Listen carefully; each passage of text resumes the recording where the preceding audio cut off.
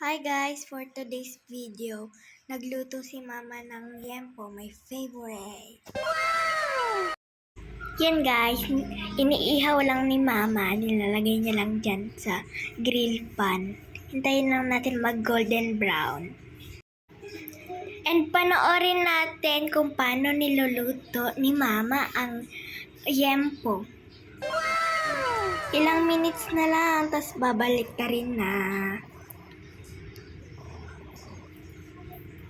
Ayan, golden brown na siya.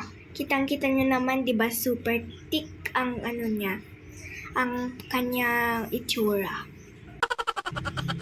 Ayan guys, malapit na tayong kumain. Gutom na po ako. Para may sabaw tayo mamaya, magluto muna tayo ng spicy noodles habang inaantay natin lumamig ang liempo.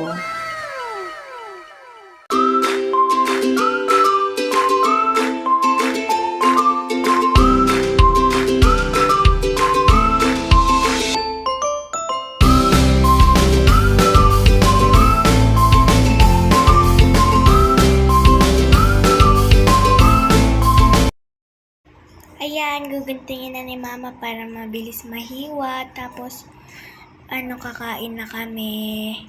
Wow naman! Wow!